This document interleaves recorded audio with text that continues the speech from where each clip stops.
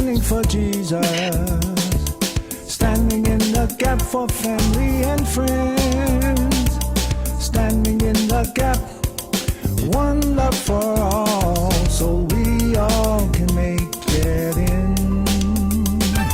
Standing in the gap, standing for Jesus, standing in the gap for family and friends, standing in the gap, one love for all, so we all can make it in. Studying to show ourselves approved, rightly dividing the word of truth, increasing our faith to envision our freedom, so we all can glorify our God. The third thing, Jesus gave us this great commission to spread this gospel all around the world. In order to understand where to spread it, how to spread it, to whom to spread it, we have to understand what's going on in the world. And so we have to stay up on current events. And therefore you can apply the gospel principles to what's going on in the world today. And we have dedicated a portion of our ministry here every time to the Gap News, where Marvel will come up with something that's current in the headlines, so that you'll understand what's going on and to keep you updated on it. And so this is Gap News. It's Marvel in charge, large and in charge. That's right. I'm large and in charge. I'm back though, and like I was saying just a few minutes ago, so much has been going on in the world this year. Shoot, so much has been going on in the world this week. I had so many choices of what to cover today, and one of them was that big, beautiful, ugly, terrible bill that the House passed, and I decided not to cover that because that story is not finished yet until the Senate gets a hold of it. So we'll talk about that later. But something else that happened this week, you remember we were talking about those white Afrikaners that came on a red carpet while we were throwing out Afghans and while we were putting people on planes with no due process? Well, the president of South Africa came this week, and Lord have mercy. This is what happened.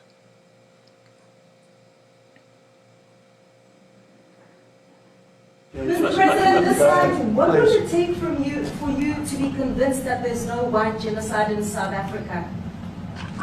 Well, I can answer that for the President. It's for him. No, seriously. I'd rather have him answer. Yeah, I'd rather answer that. It will be, Our President will respond to you. Yeah, Thank you, Mr. President. It will take President Trump listening to the voices of South Africans, some of whom are his good friends, like those who are here. When we have talks between us on around a quiet table, it will take President Trump to listen to them. I'm not going to be repeating what I've been saying. I would say if there was Afrikaner farmer genocide, I can bet you these three gentlemen would not be here, including my Minister of Agriculture. He would not be with me. So it'll take him, President Trump, listening to their stories, to their perspective. That is the answer to your question. But, Mr. President, I must say that we have, wait. We have thousands of stories talking about it. Sure. And we have documentaries, we have news stories, and that. Is Natalie here, somebody here to turn that? I could show you a couple of things, and it has to be responded to. Yeah, sure. Let me see the articles, please, if you would, and turn the lights down. Turn the lights down, and just put this on. It's right behind you, Johan. There's nothing this parliament can do. With or without you, people are going to occupy land. We require no permission from you, from the president, from no one. We don't care. We can do whatever you want to do. Very bad. These are burial sites right here. Burial sites. Over 1,000 of white farmers and those cars are lined up to pay love on a Sunday morning. Each one of those white things you see is a cross, and there's approximately 1,000 of them. They're all white farmers, the family of white farmers. And those cars aren't driving, they're stopped there to pay respects to their family member who was killed. And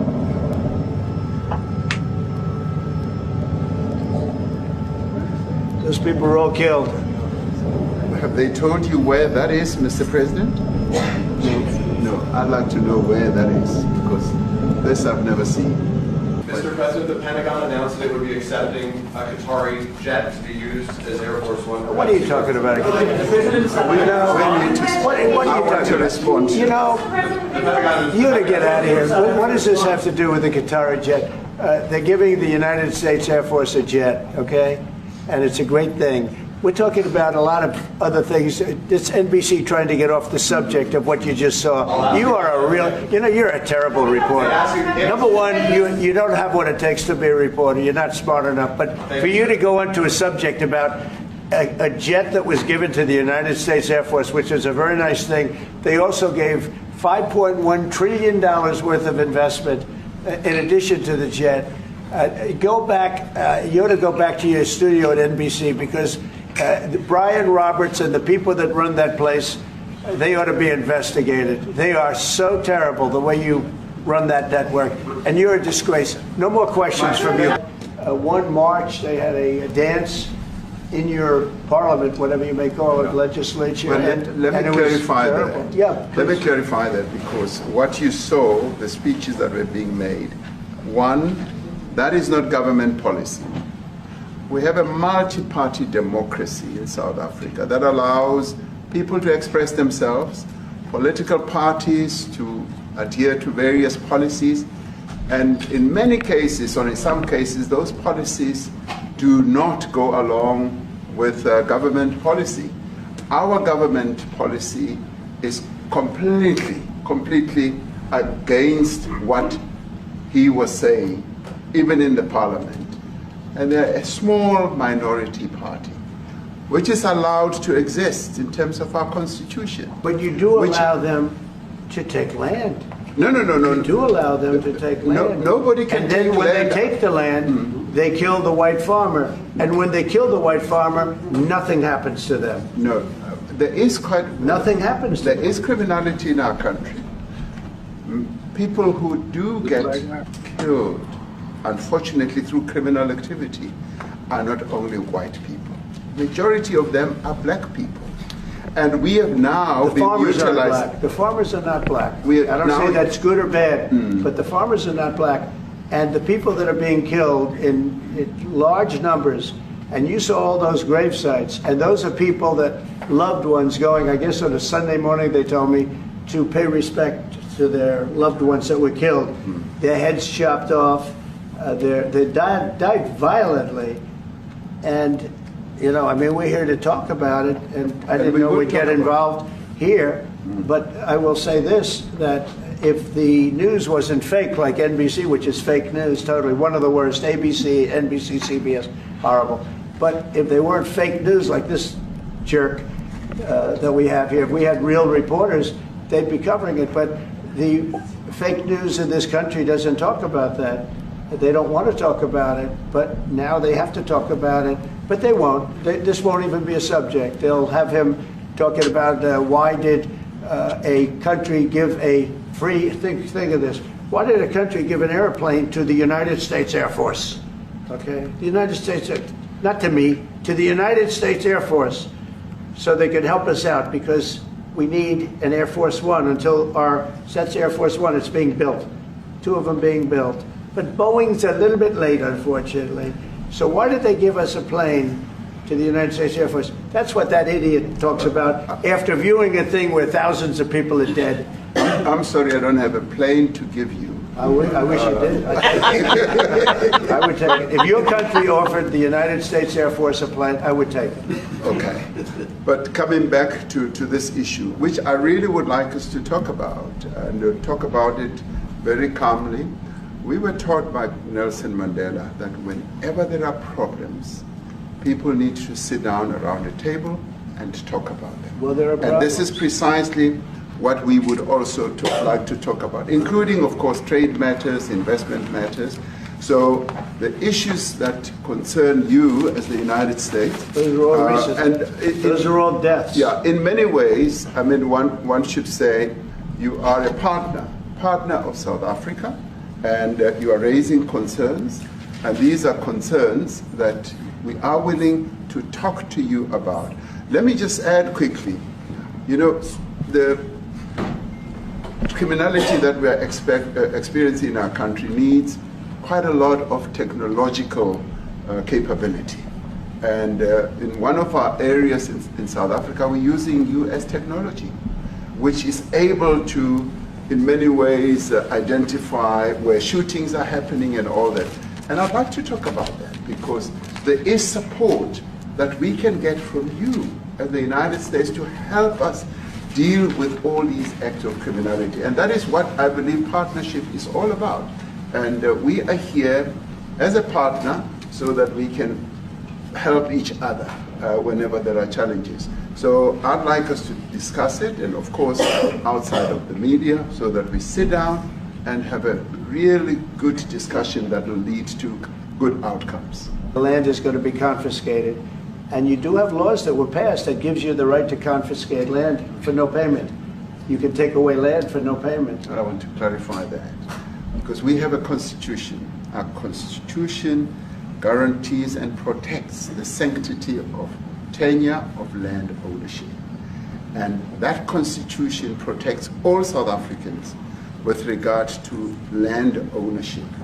However, we do say, because we've got to deal with the past, the government, and as your government also has the right to expropriate land for public use. And you're doing that. And we've never really gotten underway with that. And we are going to be doing so. So there's no disengagement. For us, that was one of the key outcomes that we had wanted. Our objective in coming here was to reset relations between the two countries and to reposition our relations, which had become contaminated by some of the issues that had been raised during the engagement, or what many people thought was also contaminating relations, for instance, the ICJ case and Ukraine, Russia, and all that. And it turned out that, yes, President Trump's concern is about the safety of people in South Africa, much as he zeroed it down to, say, white farmers. We kept saying there is a security problem, and we're not running away from that. There's criminality, and we even sought to deal with it from its genesis, that in the end, when the economy is not growing, when there's poverty, when there's unemployment, one of the social ills that we get as a derivative is criminality that spreads itself around the country. It's not only on farms or rural areas, it's even in urban areas. My whole life, I tried to appreciate people for exactly who they are, even if they are a pig who hogs the spotlight. Oh, I'm probably going to get in trouble for that one.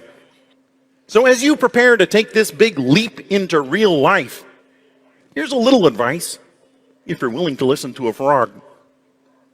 Rather than jumping over someone to get what you want, consider reaching out your hand and taking the leap side by side, because life is better when we leap together.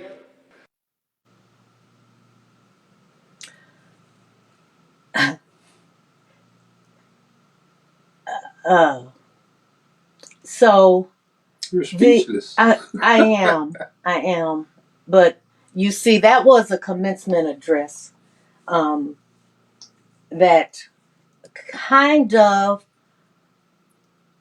put a nice wrapper around that mess that we saw in the Oval Office. First of all, I do want to tell you all that fact checkers checked on this grave site. It turned out that those were the graves of black women who had been raped and murdered, not in South Africa, but in another country in Africa. And the lies that Trump told about all these people getting their heads chopped off and all this kind of thing. What a lot of people are saying is that this is a concerted effort to rile up not white South Africans, but white Americans, so that they begin to fear and want to prevent what is coming in America, which is a minority majority. And what we mean by that is that in just a few years, there will be more people of color in America than people that are white. So that is all wrapped up in there. But, you know, the lies he was telling kind of reminded me of, they're eating the dogs and cats. They're eating the dogs and cats. I mean, the lies are so blatant and so horrible. Okay, honey, what you gotta say? About said it all. I'll tell you this, though. How much of that do you think on Trump's behalf is being instigated by Elon Musk for what's going on in South Africa? And then to start to allow all those South Afrikaners to come freely into the country. Sounds to me like Elon Musk when I think about it. But you know, it's a weak man, it's a poor man, it's a stupid man who invites the presidents of all these other countries into the White House so he can attack them. I'm going to try to humiliate them. The man, the president of South Africa, is a very articulate man, and he's very knowledgeable and understanding. And he spouted off the reasons why Trump should back off of that. But Trump was just in an attack mode. He couldn't get off of it, and relies on lies and all that, lies that can be fact checked and all that, but he doesn't care, because all he's trying to do is throw some mess into the game, and then a lot of people, especially his supporters, will jump all over it. And Trump envisions himself as the leader of white America, and I'm doing this for white people, not only white America, I guess white world. I'm doing this to protect white people. I cannot understand for the life of me how intelligent people will go for that. It's just amazing. And so a couple of things. Why did I leave that question about the plane in there, which wasn't on the topic, but I just wanted you to see how that man behaves. The things that come out of his mouth. Just horrific. And something else that I learned, that out of those Afrikaners that were welcomed with open arms and a red carpet, one of them, his social media is full of anti-Semitism. But he was welcomed in while they're trying to throw out all these students for just trying to support the Palestinians in Gaza. What a mess. I'm just trying to see, did anybody else say something? Well, Sister Michelle said, God is willing and able, Jesus be a fence all around us. I'll get it up on the screen. That's what we need, a fence all around us. A fence all around us from these liars and these evil people. Anything else, honey? No. All right, I guess that's your Gap News. All right, thank you. Now you know how to apply Micah 6:8. All right, now we are in the midst of a great study on the Black church and the history of the Black church, because we know that the history of the Black church is